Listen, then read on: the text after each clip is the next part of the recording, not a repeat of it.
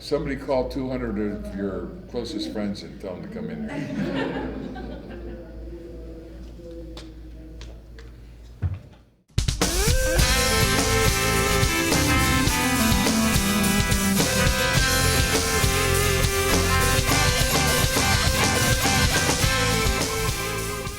So, being an actor. Yeah. What does being an actor mean to Sid Haig? Well, first of all, it's the greatest job in the world. Yeah. Okay. Because you get to take on the responsibility of taking the words off the page and breathing life into those words, and that's special to me. Okay. To other people, it might not be. It might be the check at the end of the day. I don't know. But to me, that's the special part of it. Anybody here looking at an acting career? Okay. I'm going to give you Sid Haig's Acting Class 101. All right? And this is, how much are you charging everybody? Absolutely nothing. Wow, this is okay, you guys. This is very lucky. Come on in. Come on in. Thank Water's you. fine. Okay. There's basically 8 questions that you have to ask yourself every time you are getting ready to do a scene. Okay? First question, who am I? Sounds simple. It's not. Because if the writer were to give you everything that you needed to know about the character, the script would be like 1,000 pages long. All right? Absolutely. Yeah, okay. So what you have to do is that you have to create this character's subconscious mind. Okay? As a certified hypnotherapist, I can tell you that the mind power rests in the subconscious, not the conscious, okay? Conscious just takes care of daily bullshit, not falling down when you sit in a chair and, the thing never works, willpower, knowledge that you accumulate and try to remember. And the primitive mind is just interested in flight or fight, the things that make you comfortable, food, caressing, all of those things are all primitive. Everything else takes place in the subconscious mind. Your script is written for you. Your personal life script is written for you between the ages of 10 and 12, okay? And that takes shape in who you are. And that's what you have to do now for the character that you're playing, okay? So, what does that entail? That entails a full investigation of the character, his or her age, family life, relationships with parents, siblings, socioeconomic status, belief in or non-belief in religion, take on the media, on politics. Every aspect of your life you have to investigate and make permanent in the life of the character that you're playing. Okay? When I was going to school at the Pasadena Playhouse, we had to actually write this down. And to do it properly, it would be like 25 pages long, okay? Because you have to figure in every aspect of who you are. So, we've just taken care of who am I. Now, where am I? You have to be aware of space, okay? I've seen kids in high school productions and stuff that for like 2 or 3 weeks have been pantomiming, pouring a glass of water, and like the first dress rehearsal, they walk up to the table and pantomime pouring a glass of water when there's actually a pitcher of water and a glass standing there, okay? Be aware of where you are, of your surroundings. Is it hot? Is it cold? Is the wind blowing? What's happening just with your 5 senses, okay? So where are you? Where did you just come from? That's extremely important because whatever happened before you stepped onto the stage or the camera started rolling has an effect on where your attitude is at that precise moment. Okay, you could have a car accident and then you have to come into the office and deal with whatever. That car accident comes with you, okay? And you have to be able to bring that to the screen. Who am I? Where am I? Where did I just come from? What am I doing? You have to immerse yourself in what it is that you are physically doing in the scene. And you have to really do it, okay? I mean, I've played car mechanics and I've been taking engines apart, okay? They never went back together good, but that's okay. But you know, runs, right? yeah, it runs. So it's focusing on physically what it is that you're doing. And now comes the want. What is it that I want? Because every character in every scene in a film wants something, okay? And what they want to do is attain it, which makes a win for them. But the other people in the scene also are concentrating on what they want and want to win. And that's the whole idea behind acting, is winning, okay? So who am I? Where am I? Where did I just come from? What am I doing? What do I want? Now we have to figure out who's standing in my way. And then the last thing is, how am I going to get around them? And if you concentrate on whether or not in the scene itself you win or lose, you're going to be giving a result-oriented performance. In other words, as soon as people see you on the screen, they know you're going to lose. Mm-hmm. And you can't let them know that. You have to have your audience be on your side or be against you or whatever. They have to have an attitude about you straight through to the end, to which point you either get killed or you win the lottery or whatever the hell the scene is, okay? And that's it.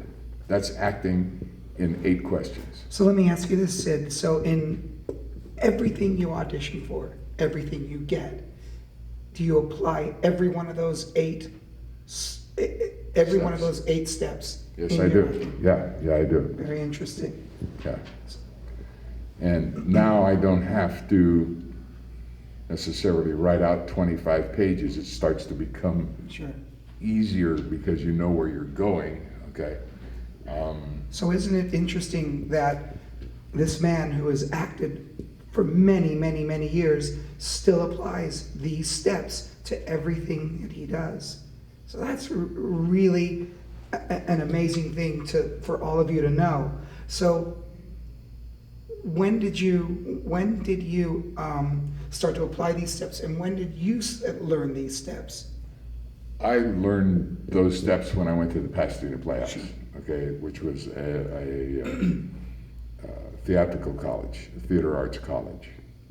And I was fortunate to work with some of the greatest directors around while I was there.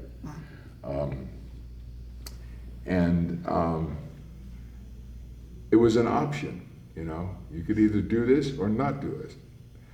The thing is, when you were in that school, you were always on probation, okay?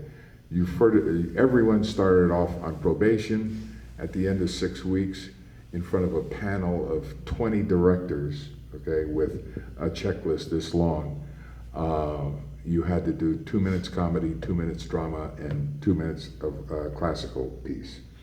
And based on what you did, applying those 8 steps, you were either invited to stay or just pack your shit and go home. So the word laziness never ever came into your vocabulary while you were in Pasadena, or any time now? Anytime now, Anytime. yeah. Wow. You just can't be lazy. And it proves itself out. You'll see actors that are the flavor of the month, okay? And 2 years later, it's like, geez, whatever happened to that guy, okay? It's because he didn't do the work. He got lazy, got involved with partying and carrying on and being stupid, and can't get a job anymore. Wow.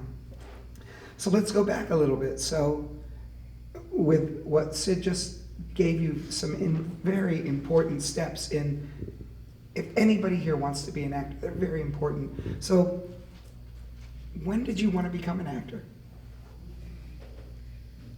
I don't know.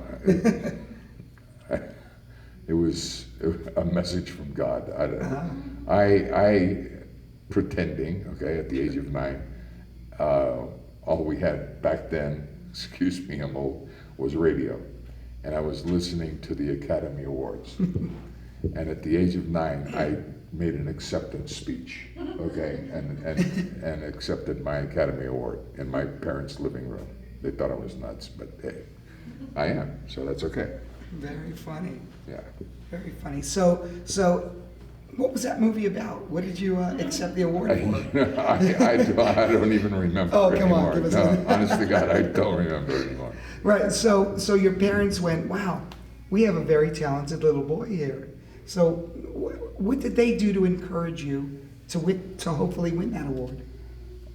Well, they were behind me all the way down the line. I started taking dance classes and started getting paid to do that, which was amazing.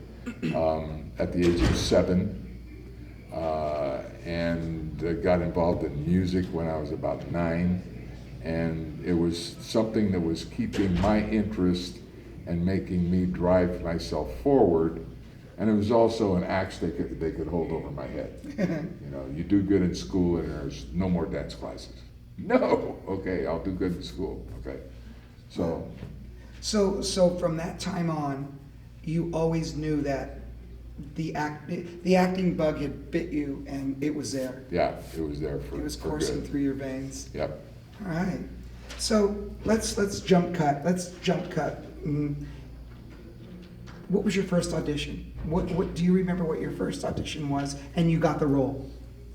Well, actually, yeah, I do remember my first audition. I had just graduated from the Playhouse, and a month later, I got a call from one of my instructors there, telling me to get my ass to UCLA right now because the director of this student film is having trouble finding a lead to play in his movie, in his student film. So I said, yes, ma'am. And I zipped over to UCLA and met with him, and I auditioned for him and got the job. Wow. And since that time, I've done like 8 more pictures for him, and we've been friends for over 50 years. Who was the director? Jack Hill. Jack Hill. Yeah. Wow. So from that point on, you and Jack grew together. Yeah, yeah. And we were in the Roger Corman School of Filmmaking.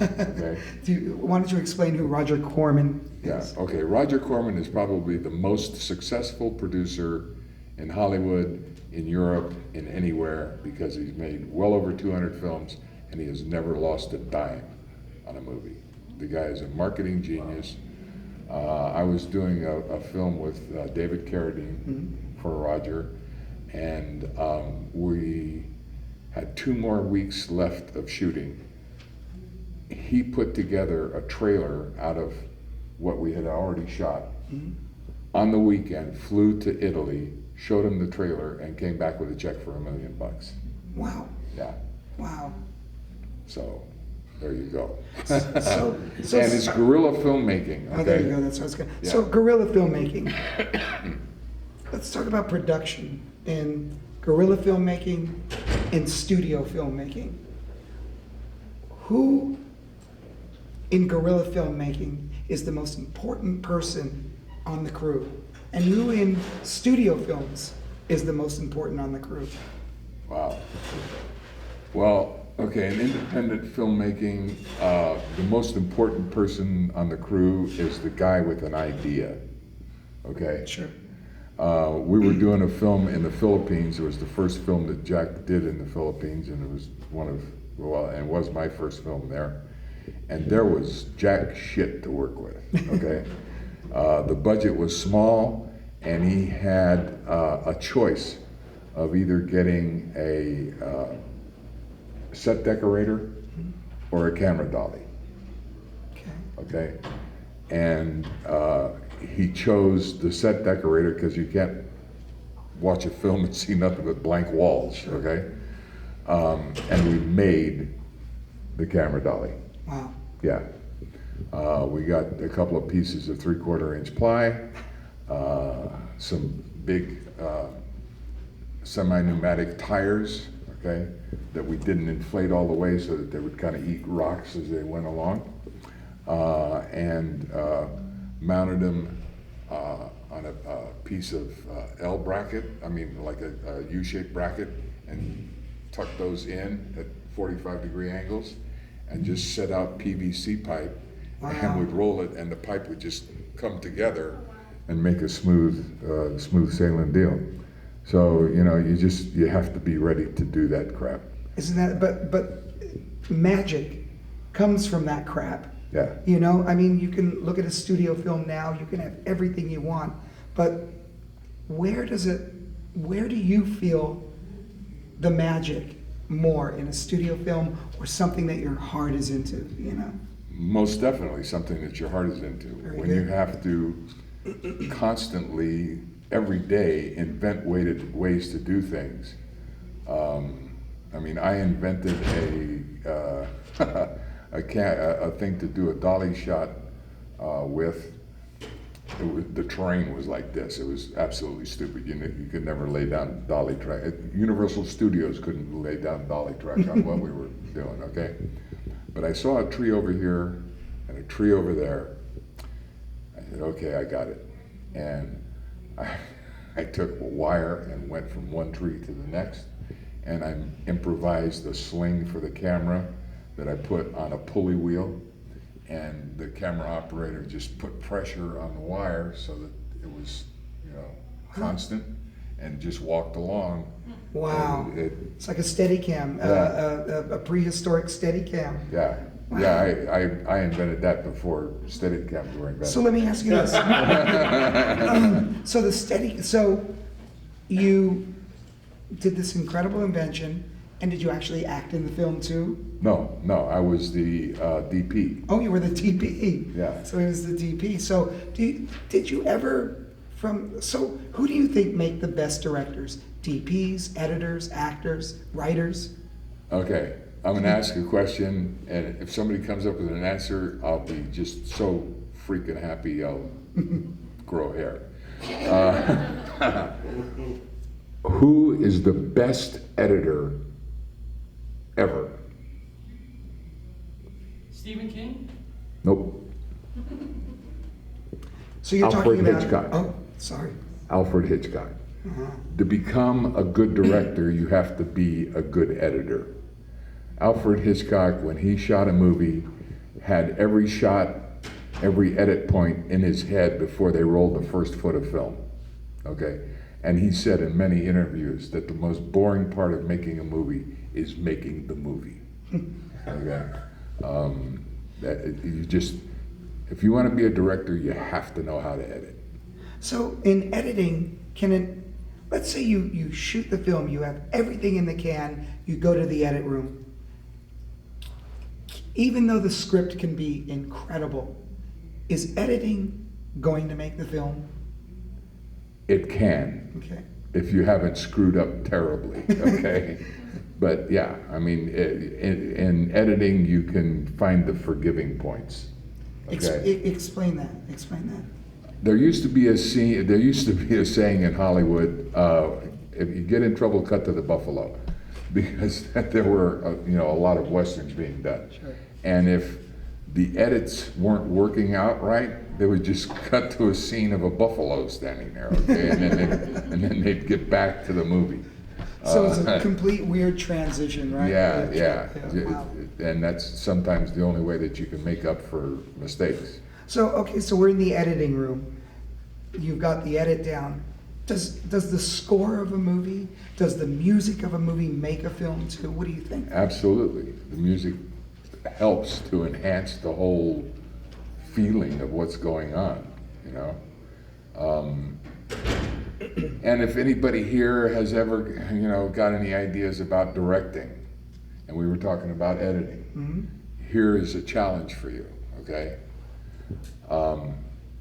Take a sequence from a film, one of your favorite films, and edit it 4 different ways so that you can tell 4 different stories. It can be done, okay? But by doing that, you will learn your craft and nobody can challenge you. Wow. Yeah. Wow. So, so you've directed, haven't you? I have. I've directed some second unit stuff, Okay. directed a lot of commercials, directed 40 plays. What would be your favorite type of directing? Are you an actor's director? Are you a technical director? Do you tell the DP what you want? What do you like? I like to sit down with a DP and a whole stack of art books and show him through classical art the visual feeling that I want for whatever scenes. And what if the DP says to you, I don't know, Sid, it's not working for me? There are 2 rules when working with a director. Sure. Rule number 1 is the director is always right.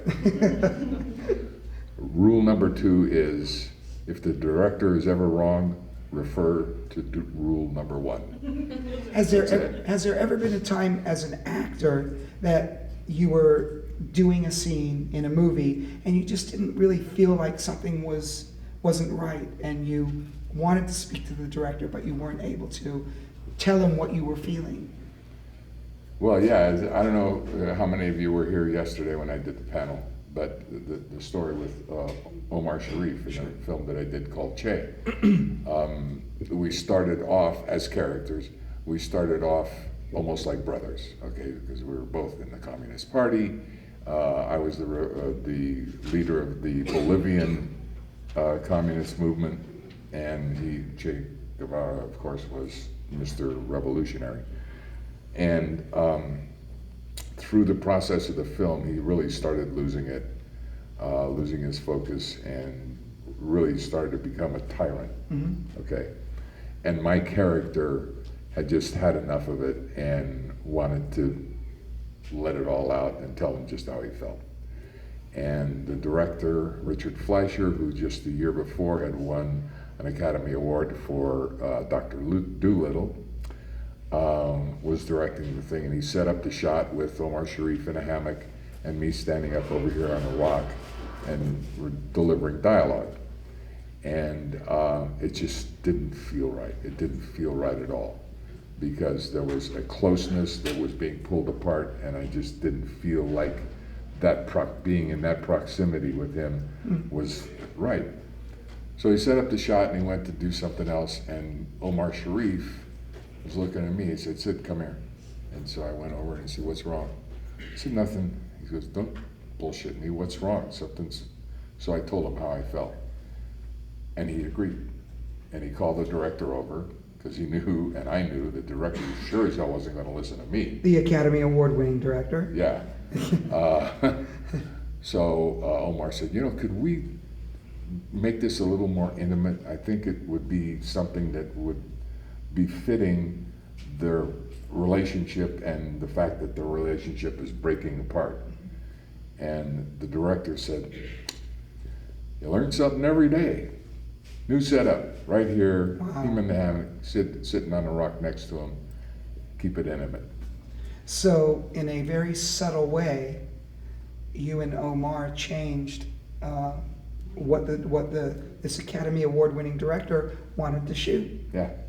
It's amazing. So, how did that make you feel? Well, it made me feel great. First of all, that I had that rapport with Omar Sharif. Okay? Amazing. And then the fact that the director, who I became friends with later, and we used to exchange Christmas cards and call one another and all that stuff later. Wow. Yeah. So let me ask you this. So many different changes in movies have happened over the last 25 years. I mean, let's just go 25 years back. What is your take on CGI? Let's go CGI. And what is your take on real makeup? So. Okay. CGI is a cheap way of getting out of doing the work, okay? I understand there's times when it's necessary. If somebody's standing there bare-chested and he gets shot in the chest, we need to see blood, okay? So, all right, it's CGI, but they even get the color of the blood wrong in CGI. You know, it's like always too red, because blood is not as red as you see it when you're looking at a film, okay? So come on, do your work. And that's the thing that I try to impress on young filmmakers, is do the work, learn your craft, figure out what things are supposed to look like, and then make them look that way. Don't take the cheap way out. Don't be stupid and just do something because something needs to be done. Do it right. So do you feel, you do feel that CGI is the easy way out, but doesn't it look incredible to? Well, yeah, when you watch something like the Transformers or whatever, you can't make that real, okay? Yeah. I mean, the film would cost $500 million, okay? And even if you could find somebody that could technically make that happen, okay? I understand that, and we all understand that. We go in, it's fantasy, okay, that's fine. But to just, shoot a scene and then start sticking things in it that you feel that you want to enhance the picture with using CGI is just stupid. Do a green screen, throw the stuff up later, whatever, but don't take the cheap way out. It's stupid. So have you ever worked, let's talk about green screen. Have you ever worked, let's say Godzilla is there right in front of you, Yeah. and you have to pretend that you're working. Have you ever worked on a type of movie like that? I did a series that, thank God, didn't get picked up, but where I was playing this guy's conscience, and I would show up in different places. I mean, he'd be getting ready to take a shave, and he'd open up the medicine cabinet mirror, and I would be on the shelf. Wow. Okay. I was never in the studio with the actor that I was working with. Wow. I was 2 studios away in front of a green screen. It's pretty amazing. Yeah. With a script girl reading his lines, okay? So, yeah, I did the whole series like that. Wow. So, in a movie like the Texas Chainsaw Massacre, in The Devil's Rejects, do you feel that CGI, if they would have added it in those types of incredible films, it would have ruined the film, wouldn't it? Yeah, if they used it to the extent that most people do. Sure. I mean, how many people have seen The Devil's Rejects? Good. More money for me. Okay. They had to use CGI in the final scene. Sure. Okay, because we had the bare minimum of clothes on, and we were getting shot in the arm, in the head, and whatever, so that had to be CGI. Blood was still too red, I'm sorry. But, in a situation like that, you just have to do Sure. it. Yeah. But the thing that was interesting technically about that film is there's not one scene in that film with a locked off camera. This is a locked off camera, okay? Everything was handheld. Wow. Yeah, every single scene. If there was a crane shot, okay, like the entrance to my brother Ken's horror ranch, Sure. okay, the guy was sitting in the cameraman's chair holding the camera. It wasn't locked off to Wow. the chair. So as a director like Rob Zombie, does he already have a vision of what he wants his film to look like? Yes, he does. There is a vision there, so he already knows what he wants. Yeah. Do you as an actor, or does the cast come in and say, Rob, can we try something like this? Is he open to? Absolutely. So- Oh yeah, he's totally open, and a director has to be open. Sure. If as a director you have enough confidence to hire somebody as an actor, then you have to have the confidence that he knows what he's doing. So You give him your vision, what it is that you want in the scene, in the film in general, whatever, and then get the hell out of the way and let him do his work. And that's what Rob does. Wow. That's what Quentin Tarantino does. That's what Jack Hill has always done for 50 years. Did you ever, on a Rob Zombie film, did you ever say to Rob, you know, Rob, let's try something different? No, I just do it. Really? Yeah. Because I found very early, one of the first shots in House of a Thousand Corpses that we shot was where the guys come in to rob the store. Okay, and when the guy said stick him up and I went like this, that wasn't in the script. Okay, I just did it. Okay, and Rob fell out of his chair. He ruined the take because he was laughing. Okay, I said, Rob, hold it together, for Christ's sakes, we're working here. Come on. All right, take two. So that became my objective, to get him to fall out of his chair. That's very funny. Yeah, and that was it. I did a whole lot of improvisation in that film. I shouldn't have, but it worked. Yeah. And he let you do it. Yeah. And he let you do it. So you had some freedom on that set. So a director like Rob Zombie, horror directors, are there big differences between horror directors?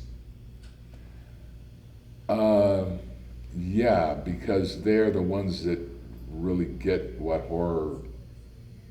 happens through horror. Like, I'm going to go back to Alfred Hitchcock again. In the Bates movie, Psycho. Okay, Thank you. I had a brain fade there for a Me second. too. In Psycho, was brilliant. Okay.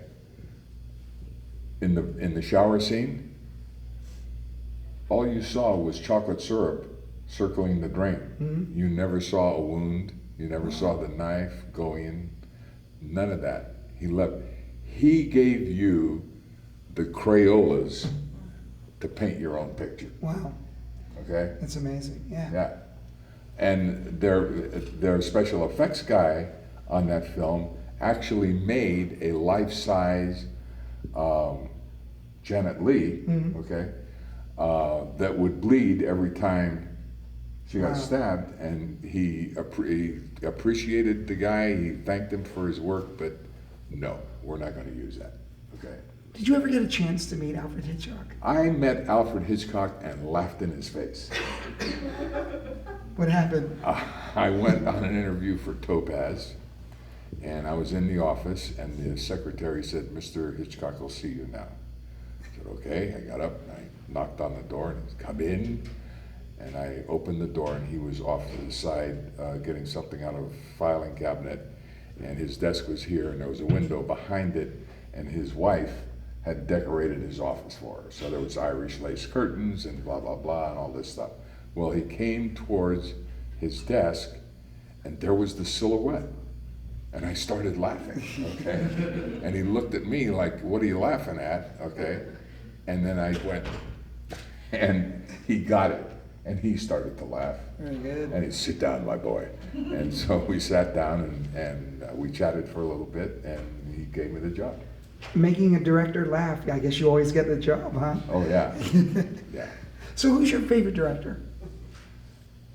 Then, now, who do you like? I still stick with Jack Hill, okay? Oh, wow. He's remained the same throughout. I mean, he's grown as a director, but his demeanor, the way he treats his actors, everything else has remained the same. The guy's a pure director, and he directs he writes everything that he directs. He needed a job because he had a wife that spent the money before it got into the mailbox. Oh. And so he went to Roger Corman and said, I need an assignment. You got anything?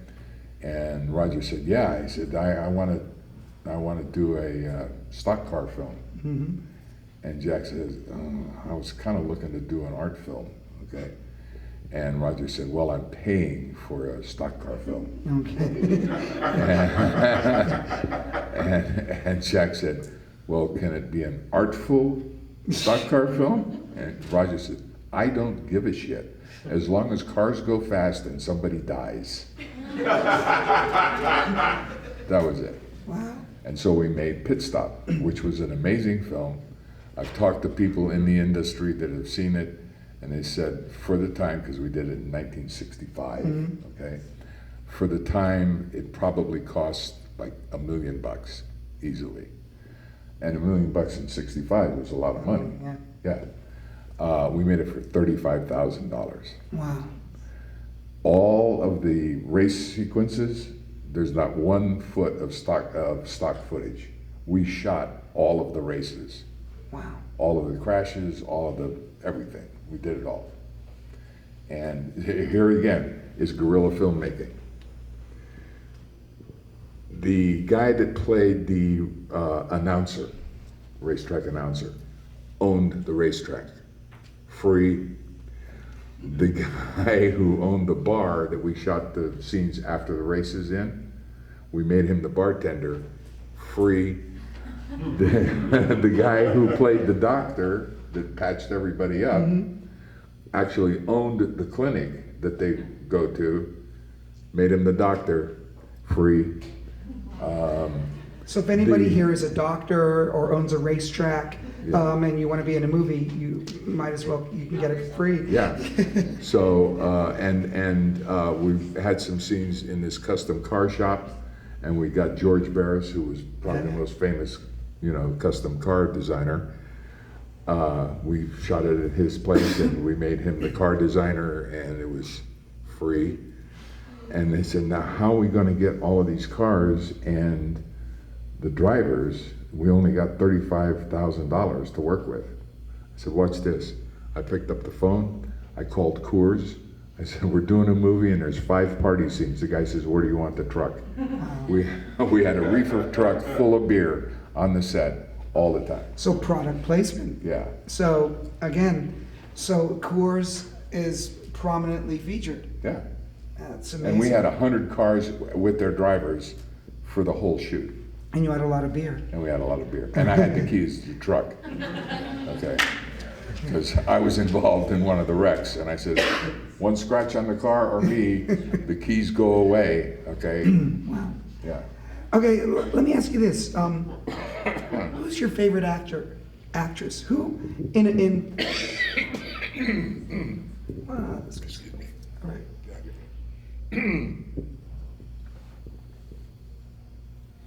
Do you have a favorite actor, favorite actress that you've worked with? Let's hear some fun stories about on-set shenanigans. On or off? Let's go on right now. Yeah. Well, as far as shenanigans go, Jim Gardner was a prankster from the word go. Okay. And we're shooting a scene in Mannix, Four Aces, his second trip around for Mannix. Yeah. And we're in the scene and he's got his arms folded up like this and we're blah, blah, blah, blah, blah, blah. And somebody farted. And cut. Okay, so let's go again. And everybody's looking at one another like, wasn't me. Do the scene.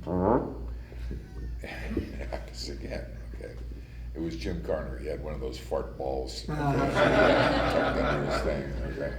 Because and he knew that we were on schedule, and there was some like tension and stuff like that. Sure. He just wanted to break the ice, and so he brought out his fart ball, and there we go. Fart balls are very fun. Yeah. What about doing? Have you ever had a romantic scene in a movie? Have you ever sort of? I don't know if you'd call it romantic or not. What happened? I did Pam Grier's first film. Okay, everybody know who Pam Grier is? Okay. And this is the way things happen in Hollywood. I got on the set. Jack says, you're gonna love this girl, she's fantastic, blah, blah, blah. And she was absolutely stunning to look at, okay?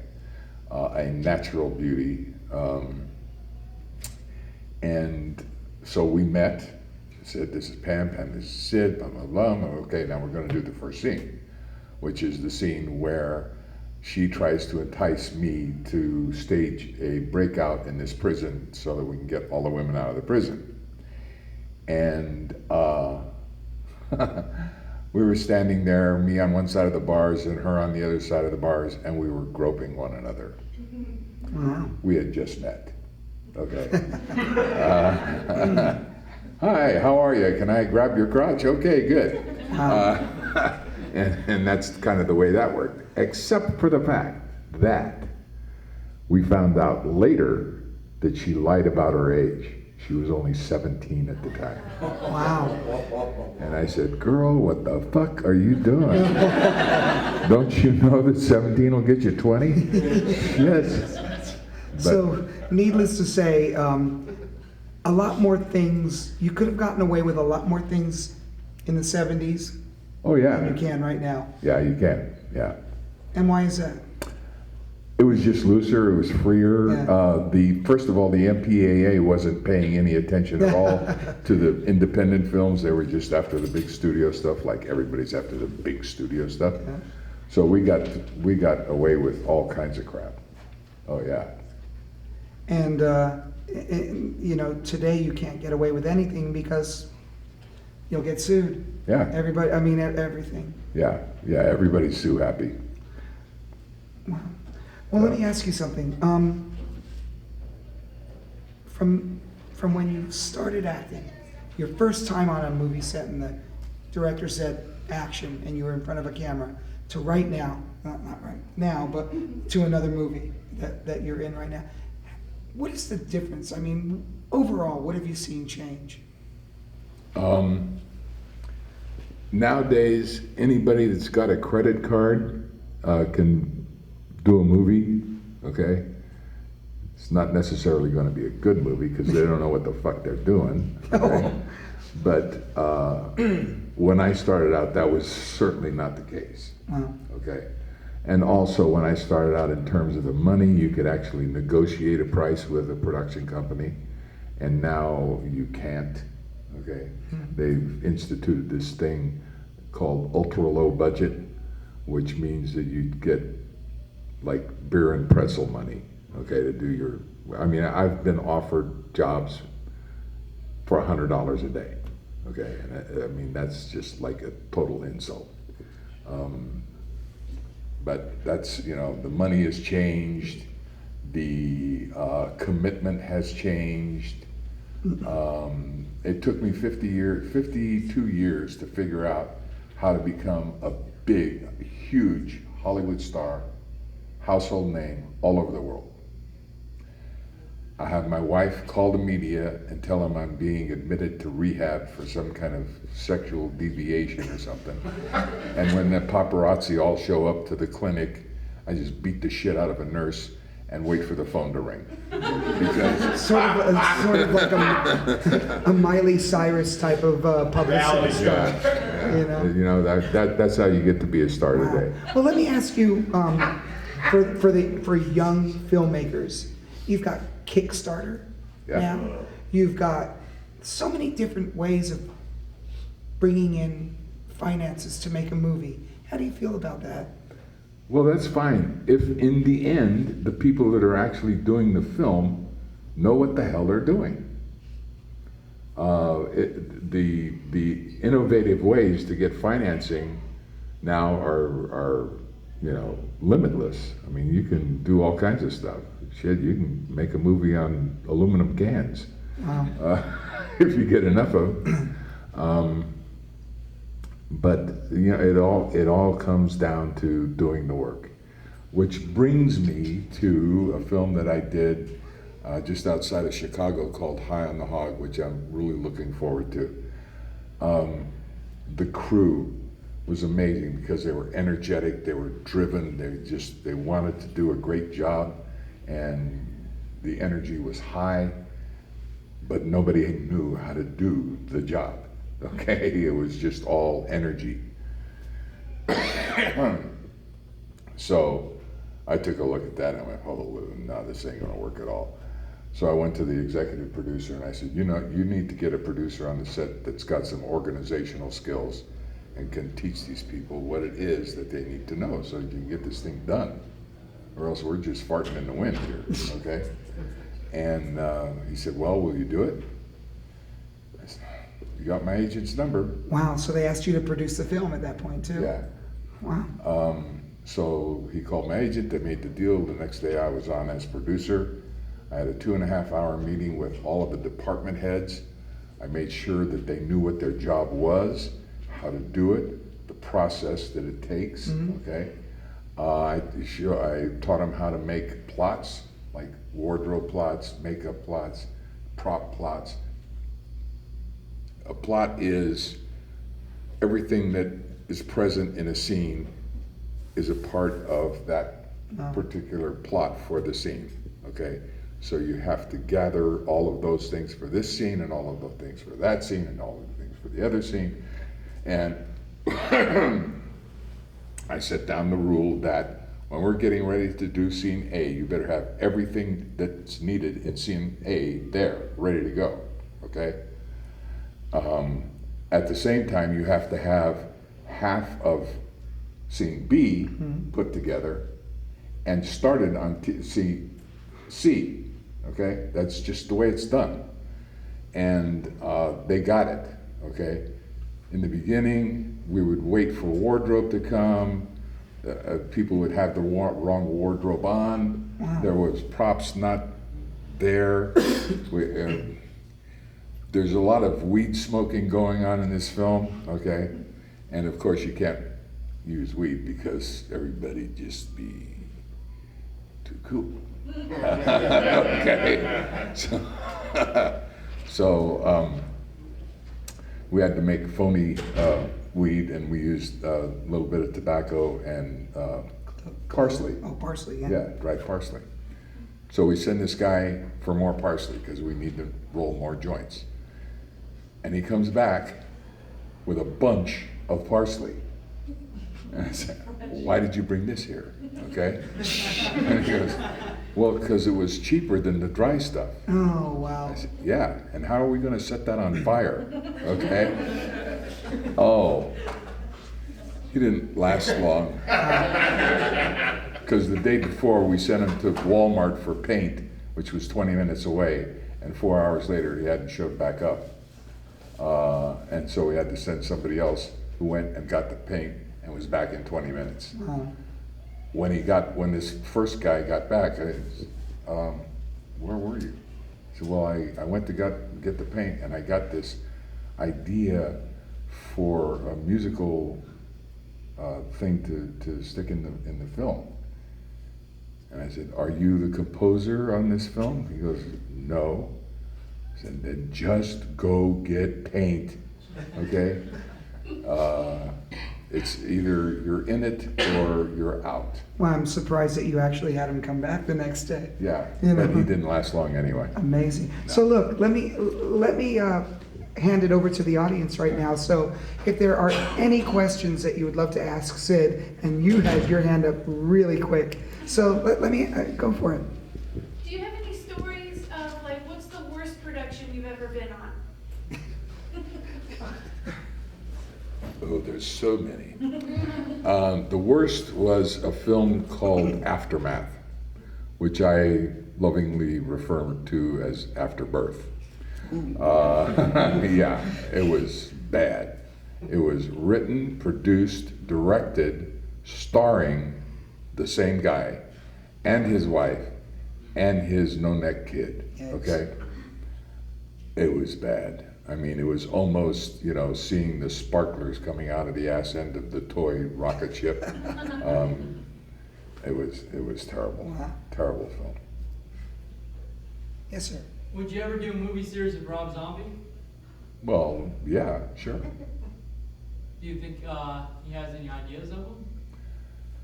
Right now, the thing he's got rolling around in his head is a hockey film about the Broad Street Bullies. Philadelphia Flyers. Yeah. Yeah.